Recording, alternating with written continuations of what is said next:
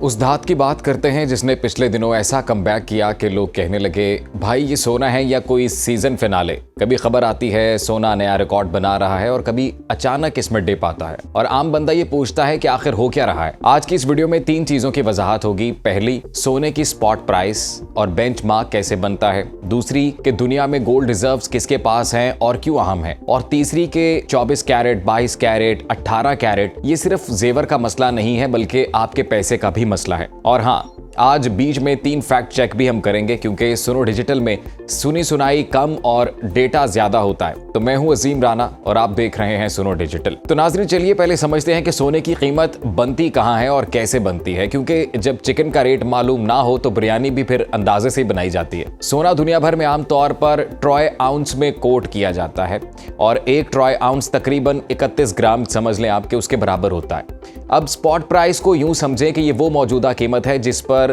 इसी वक्त खरीदो फरोख्त हो रही है, बिल्कुल जैसे आप ऐप पर देखते हैं लाइव रेट। और यहाँ लंदन का किरदार बड़ा अहम है क्योंकि वर्ल्ड गोल्ड काउंसिल के मुताबिक लंदन की ओटीसी गोल्ड मार्केट ना सिर्फ तारीखी तौर पर मरकज है बल्कि इसी लंदन में दिन में 2 बार LBMA गोल्ड प्राइस वाला आलमी रेफरेंस बेंचमार्क सेट होता है। फास्ट फैक्ट LBMA के मुताबिक ये कीमत दिन में 2 बार, एक तो सुबह 10:30 बजे और फिर दोपहर 3 बजे लंदन टाइम के मुताबिक अमेरिकी डॉलर फ्री ट्रॉय आउंस में सेट की जाती है। अब सवाल ये है कि जब कीमत का मीटर ये है तो पिछले बरसों में सुई फिर इस मीटर की इतनी ऊपर नीचे क्यों हुई। सोने की कीमत को सोचें जैसे एतमाद का थर्मामीटर। जब मार्केट को लगे कि आगे गैर यकीनी की सूरत हाल है, मईशत खराब हो सकती है, जंग की पॉलिसी है, तो सरमायाकार फिर ये कहते हैं कि ये गोल्ड एक सेफ हेवन है। और डेटा इसी तरफ इशारा करता है कि वर्ल्ड गोल्ड काउंसिल की रिपोर्ट के मुताबिक 2025 में कुल आलमी गोल्ड डिमांड ओटीसी समेत पहली बार 5000 टन से ऊपर गई और 5002 टन के ऑल टाइम हाई पर पहुंची। इसी रिपोर्ट में यह भी बताया गया है कि सरमायाकारी वाली सरगर्मी ने डिमांड को खास तौर पर ऊपर खींचा। इसी महंगाई के माहौल में जेवरात की तलब भी जो है वो दब जाती है क्योंकि जब कीमत बढ़ती है तो अफोर्डेबिलिटी का मसला आता है। अब आते हैं असल सस्पेंस की जानिब, यानी कि जनवरी 2026 में रिकॉर्ड बना, फिर अचानक इतनी वॉलेटिलिटी यानी कि उतार चढ़ाव क्यों आया है सोने की कीमत में। तो बात यह है कि जनवरी 2026 में सोने ने बहुत जारहाना रन दिखाया। खबर आई कि सोना $5100 फी आउंस से ऊपर नए रिकॉर्ड बना रहा है। और फिर वो दिन आया कि जिसे मार्केट वाले कैप्शन में लिखते हैं अनचार्टेड टेरिटरी, यानी कि वो जगह जहां पर पहले कभी कोई नहीं गया, मतलब ऑल टाइम हाई प्राइस। तिजारती इकोनॉमिक्स के मुताबिक सोना जनवरी 2026 में ऑल टाइम हाई $5608 फी ट्रॉय आउंस तक पहुंचा, लेकिन फिर मार्केट ने सांस भी ली। ऑल टाइम हाई के बाद प्रॉफिट टेकिंग और तेज उतार चढ़ाव भी सामने आया, यानी कि लोग फायदा लेकर निकलने लगे तो कीमत अचानक से नीचे आ गई। अब हम ये जानना चाहेंगे कि आपको क्या लगता है, आपके ख्याल में इस रिकॉर्ड के बाद जो गोल्ड प्राइस में एक डिप आया उसकी सबसे बड़ी वजह क्या हो सकती है। Number 1 profit taking, number 2 dollar का रेट और नंबर 3 अफवाहें, जिसकी वजह से मार्केट में हम ओवरहीट भी देखते हैं।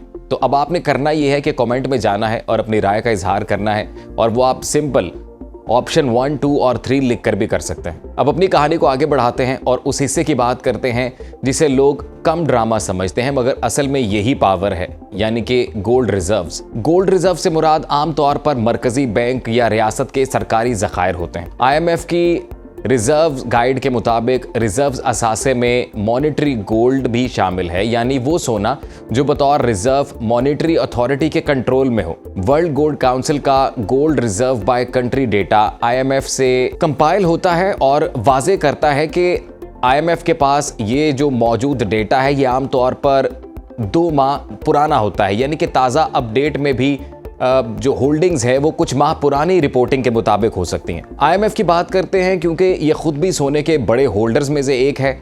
IMF फैक्ट शीट के मुताबिक इसके पास तकरीबन 90.5 मिलियन आउंस गोल्ड मौजूद है। अब अगर रिजर्व समझ आ गए तो आगे बढ़ते हैं और अगला सवाल यह है कि आम लोग और मार्केट में डिमांड कहां से आती है, जेवरात या फिर सरमायाकारी से। जब कीमत बहुत ऊपर चली जाए तो आमतौर पर जेवरात की खरीद में दबाव आता है, मगर सरमायाकारी वाला हिस्सा बाज़-औक़ात उल्टा बढ़ जाता है क्योंकि लोग इसे सेफ हेवन समझकर खरीदना शुरू कर देते हैं। चीन की 2025 कंजम्पशन रिपोर्ट में यह बताया गया है कि वहां बार्स और कॉइन्स की खरीद ने जेवरात को पीछे छोड़ दिया, जबकि जेवरात की खरीद में वाज़े कमी आई। वर्ल्ड गोल्ड काउंसिल के गोल्ड डिमांड ट्रेंड्स में भी यही थीम नजर आती है कि रिकॉर्ड कीमतों और गैर यकीनी माहौल में सरमायाकारी वाली सरगर्मियां मजबूत रही हैं, जबकि जेवरात की तरफ दबाव बढ़ता है। क्या आपने कभी सोना जेवर की शक्ल में खरीदा है या फिर आपने उसमें कोई सेव इन्वेस्टमेंट की है? तो कमेंट में आप इस हवाले से भी अपनी राय का इजहार जरूर कीजिएगा और आप सिर्फ लिख सकते हैं जेवर या फिर इन्वेस्टमेंट, और साथ हम चाहेंगे कि आप अपने शहर का नाम भी जरूर लिखिएगा। अब आखिरी मगर बहुत अहम हिस्से की हम बात करते हैं, यानी कि क़िरात की, क्योंकि 24 कैरेट का रेट देखकर 18 कैरेट के जेवर का बिल देखे तो बंदा कहता है कि ये कौन सा रियाजी है। असल में खालिसपन की पैमाइश वर्ल्ड गोल्ड काउंसिल ये बताता है कि नजरियाती तौर पर 24 कैरेट का मतलब है पूरा 24/24, मगर अमली तौर पर इंतहाई रिफाइनिंग के बावजूद सोने की पाकीज़गी आमतौर पर 99.9% तक बयान की जाती है। अब एक टेबल हम आपके साथ शेयर करते हैं और इस सादा से टेबल को देखकर आप इस सोने की रिफाइनिंग के मुतालिक बहुत कुछ समझ जाएंगे।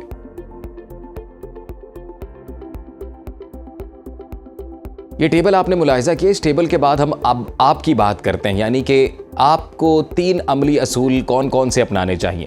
पहला, स्पॉट प्राइस देखें, मगर याद रखें कि रिटेल में इस पर प्रीमियम, फिर मेकिंग चार्जेस और टैक्स वगैरह भी लग सकता है, इसलिए सिर्फ इंटरनेशनल रेट पर फैसला ना करें। अगर मकसद सिर्फ इन्वेस्टमेंट है तो आप अमूमन ज़्यादा खालिस यानी कि 24 कैरेट की तरफ देखते हैं, और अगर मकसद रोज़मर्रा जेवर पहनना है तो 22 कैरेट और 18 कैरेट ज्यादा मजबूत रहता है, इसलिए मार्केट में मिलावट या अलॉइंग की जाती है। तीसरा, वॉलेटिलिटी या उतार चढ़ाव से ना घबराएं, क्योंकि जनवरी 2026 में हमने ये देखा कीमतें रिकॉर्ड के बाद तेजी से नीचे भी आ सकती हैं, इसलिए एक ही दिन में सब कुछ वाला रिस्क सोच समझ कर लें। अगर आपको ये वीडियो फायदेमंद लगी है तो इसको लाइक कीजिएगा, सब्सक्राइब करें और वीडियो को अपने चाहने वालों के साथ शेयर करें। कमेंट में ये जरूर लिखिएगा कि आपके ख्याल में अगला बड़ा ट्रिगर क्या होगा, आलमी बेयकीनी, मरकजी बैंक की खरीदारी या फिर डॉलर प्राइस।